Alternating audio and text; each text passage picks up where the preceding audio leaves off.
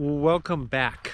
It's been about 4 days since I left San Diego, and as I probably mentioned in one of my previous videos, I wanted to do some snowshoeing, and I still want to do that. Southern California up in the mountains has received a bunch of snow in the last couple of days, and unfortunately they're still trying to dig themselves out in some areas.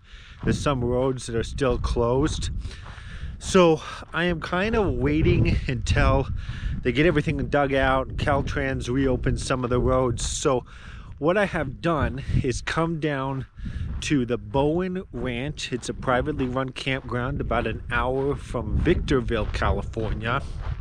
And part of the reason why is that they have hot springs. I think about a mile from this campground.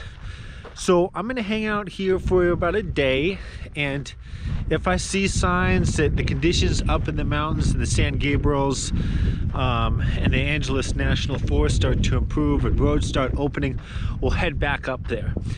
If not, I'm going to start heading west towards, or start heading east towards Joshua Tree National Park, and then of course on to Quartzsite, Arizona.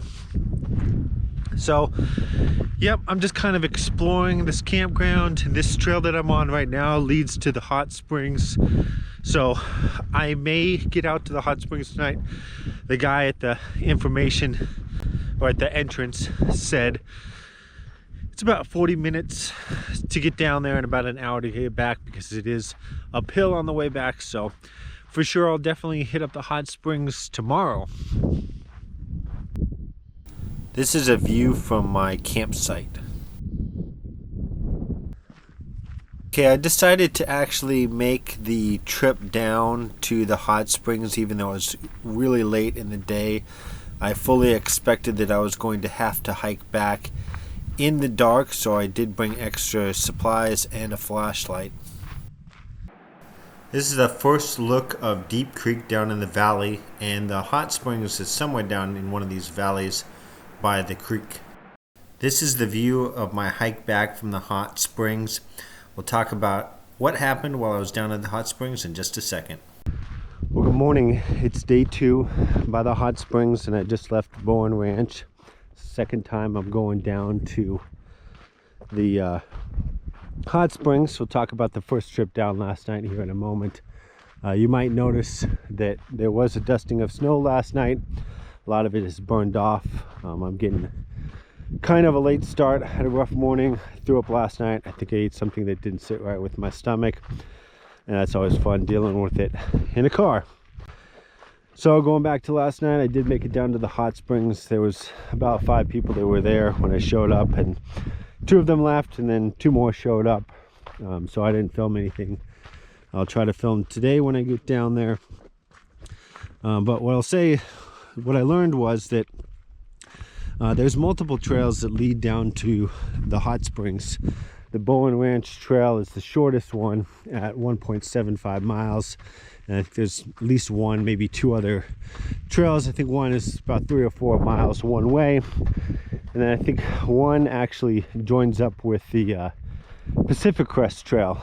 Now, the Bowen Ranch Trail is probably the shortest one, but also this time of year is probably the hardest one to get to the hot springs. Right when you get to the hot springs, there is a river, and the temperatures in the river are probably about 40 degrees Fahrenheit or below. And while I was there, a couple of the guys did walk up and down the river to see if they could find a place to cross without having to swim across the river. There's quite a bit of water flowing through it at this time of year, and so couldn't find it. So you just have to swim across the river, and it's really cold. I mean, you're only in the water for maybe 5 to 10 seconds if you do it right. But yeah, so I don't know if I'll actually go to the hot springs today. I don't want to make that trip across the river, the swim across the river. So there you go. Probably got another 20 minutes of hiking to get down there at this point. Right in the center of this shot, there's a small grassy area, and that's where the hot springs is.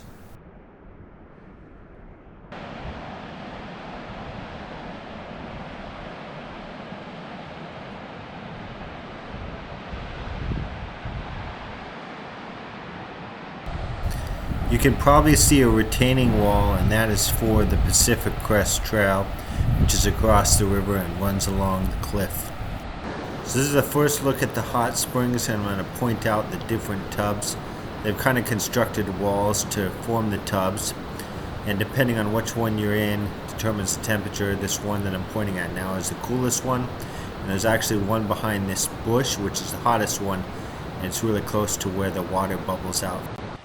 So this is looking upstream on Deep Creek, and as you can see there's really no good spots to cross without swimming upstream.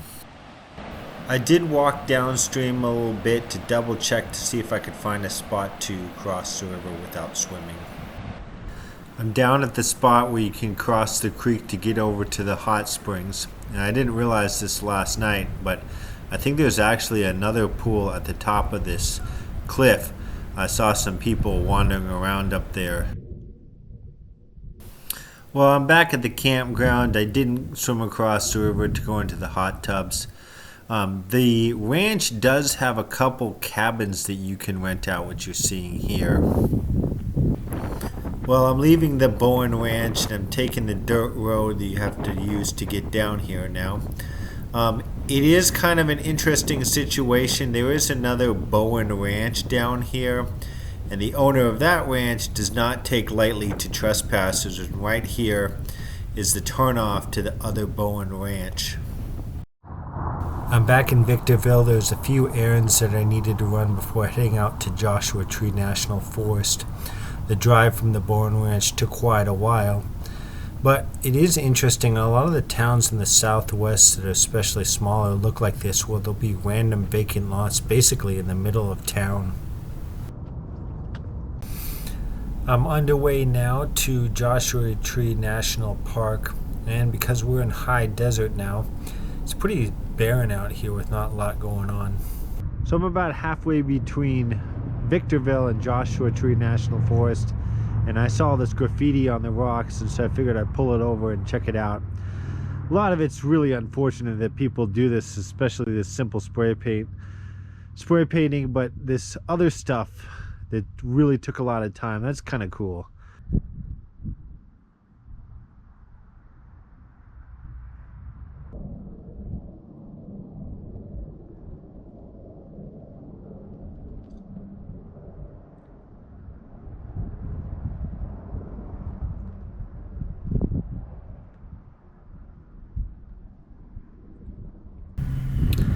I do find this landscape very fascinating. It's so much different than what I'm used to. Though I will say that I don't think I could ever live out here. It's just too barren. Well, this is going to wrap up this video. Filming over the last week has been super sporadic, and I do have footage that if I added into this video, it wouldn't make any sense. Like there was a clip of me up at Mount Baldy checking out the conditions, another clip of me up in Wrightwood, California, but if I added this video it would make no sense. I was expecting to film more in those locations, but it just didn't work out. So I want to thank you for watching this video.